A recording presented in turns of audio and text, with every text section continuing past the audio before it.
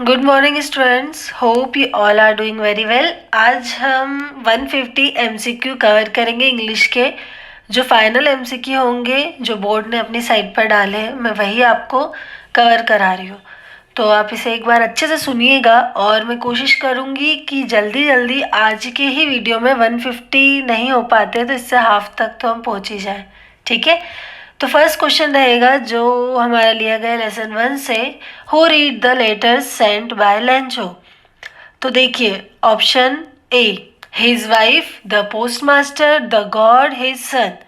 तो किसने लेटर पढ़ा था?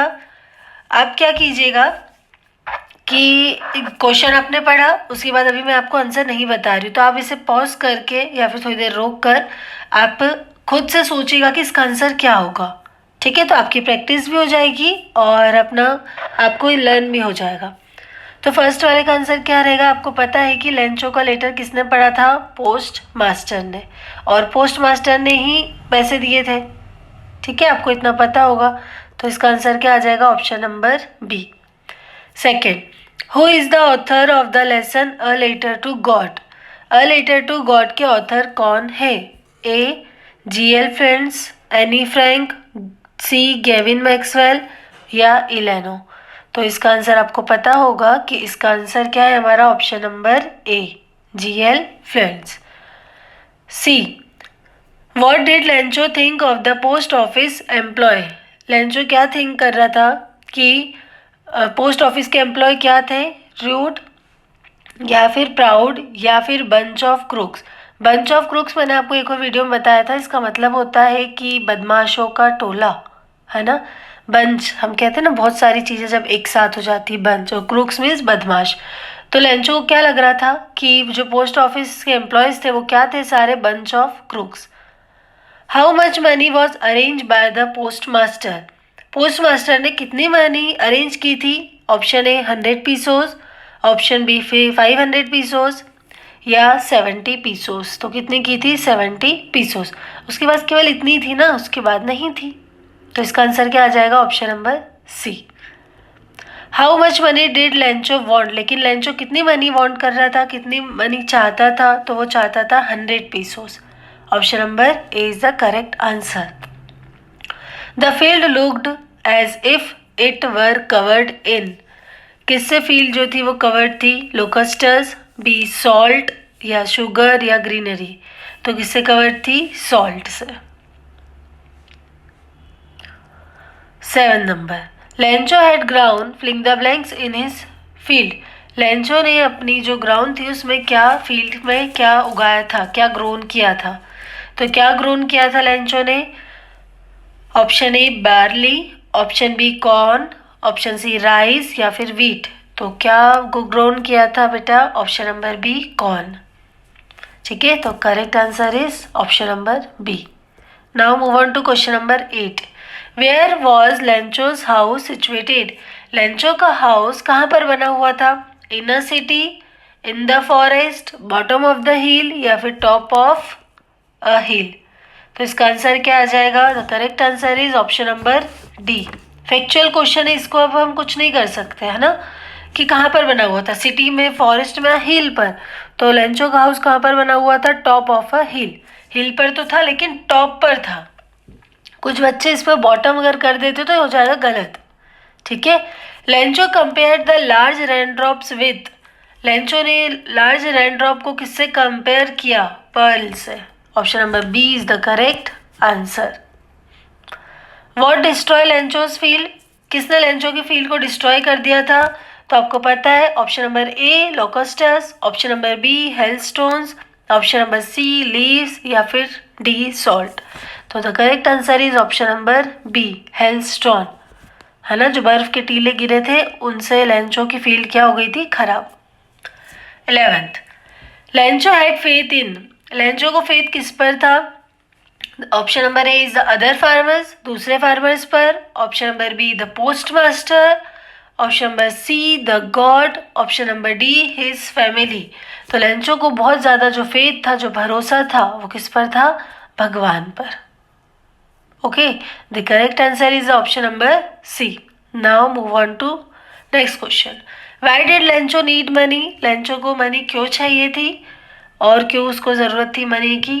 तो to save his family, option number B to buy a tractor, option number C to go to the city, to hurt cattle.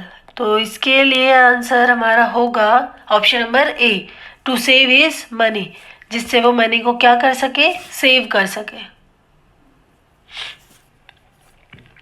ठीक है, तो the correct answer is this question is to save his family, family को save कर सके इसलिए Lencho को money की required थी। Lencho wrote a letter to, Lencho ने लेटर लिखा था किसके लिए? Option number A his friend, option number B God, option number C the post master, option number D his father. तो लेंचो ने जो लेटर लिखा था वो लिखा था गॉड के लिए, है ना। वो तो बाय लक किसने पढ़ लिया था? पोस्ट मास्टर ने पढ़ लिया था। चलिए मूव ऑन टू, अब हम डस्ट ऑफ स्नो जो आपकी पोयम है 1 उसके देखेंगे objectives. Who is the poet of the poem dust of snow? Dust of snow के जो पोएट है वो कौन है? तो वो है आपके फर्स्ट ऑप्शन नंबर में मिल गया हमको रॉबर्ट फ्रॉस्ट। तो आगे के ऑप्शन पढ़ने की ज़रूरत ही नहीं है, ये आप तभी कर पाओगे जब आपको ये याद होगा कि डस्ट ऑफ स्नो जो पोएम थी वो किसने लिखी थी? तो लिखी थी रॉबर्ट फ्रॉस्ट ने। चलिए, तो the correct answer is option number B dust of snow. Okay, चलिए 16 number, the dust of snow affected the poet by, dust of snow poet को अफेक्ट करती है किसके द्वारा? Making his superior, B making him energetic, option number C changing his mood, या none of this. तो option number C is the correct answer, क्योंकि dust of snow से poet का क्या चेंज हो रहा था? मूड। ठीक है, where was the crow sitting, crow कहाँ पर सीट कर रहा था, कहाँ पर बैठा था crow? Option number A on a banyan tree, option number B on a neem tree, option number C on a pine tree, option number D on a hemlock tree. तो कहाँ पर बैठा था क्रो? तो the correct answer is on a hemlock tree. Fourth D, saved in the poem dust of snow, इसमें poet क्या save कर रहे हैं? Some part of the day, some books, some stories, some money. तो इसमें क्या save कर रहे हैं? Some part of the day, अपने डे का कुछ पार्ट। ठीक है, चलिए अब हम देखेंगे फायर एंड आइस जो आपकी पोएम फर्स्ट है उसके objectives. Who has written the fire and ice, fire and ice किसने लिखी है? रॉबर्ट फ्रॉस्ट या फिर जॉन केट्स, WB ईट्स या एस टी तो मन से लिख दिया कुछ भी, है ना। तो Robert Frost, correct answer is Robert Frost. Fire and ice के पोएट कौन है? Robert Frost. Dust of snow के कौन थे? अभी हमने देखा था यहाँ पर, इन दोनों में कंफ्यूज बहुत हो जाते हैं बच्चे। On to next question, what does ice symbolize in the poem fire and ice? Poem में फायर एंड आइस को किससे सिंबलाइज किया है? जो आइस है उसको किससे सिंबल, उसका जो सिंबल क्या है ये आपको बताना है। डिजायर या फिर हेट्रेड या फिर लव या फिर पेन।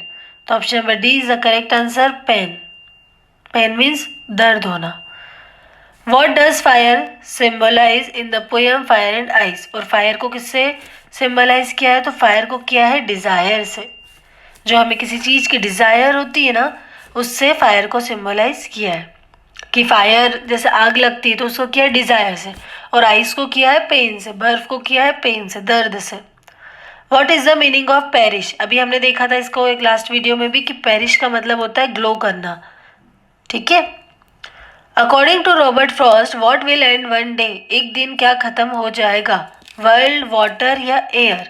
तो एक दिन क्या खत्म हो जाएगा? वर्ल्ड।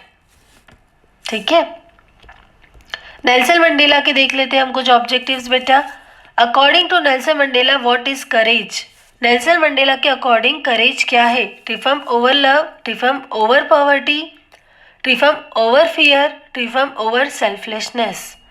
तो the correct answer is option number B, triumph over fear. ये ट्रिफम एक वर्ड नया जुड़ गया है, इसको मीन्स आप ओवरकम भी लिख सकते हैं। ठीक है, तो to overcome our fear Nelson Mandela के अकॉर्डिंग करेज है, मतलब डर को पीछे छोड़कर आगे बढ़ना। Next, according to Nelson Mandela what is the country's greatest wealth?